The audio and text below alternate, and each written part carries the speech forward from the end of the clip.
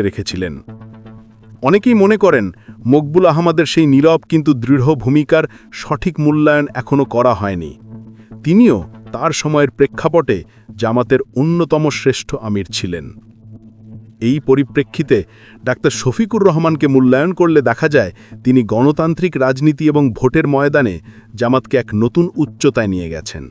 তিনি জামাতকে যুগোপযোগী করে তুলেছেন, তরুণ প্রজন্মের কাছে দলের আবেদন তৈরি করেছেন এবং রাজনৈতিকভাবে দলকে প্রাসঙ্গিক রেখেছেন। তার হাত ধরেই জামাত এক নতুন ইতিহাস সৃষ্টি করেছে, যা অনস্বীকার্য। তবে এর পাশাপাশি সমালোচকরা এটাও বলেন যে তার সময় দলে রুহানিয়ত বা আধ্যাত্মিকতার চর্চা কমে গিয়েছে। সাংগঠনিক শৃঙ্খলার চেয়ে রাজনৈতিক সাফল্যকে বেশি গুরুত্ব দেওয়া হচ্ছে বলেও অভিযোগ রয়েছে। সুতরাং সাফল্য এবং দুর্বলতা মিলিয়েই তার নেতৃত্ব।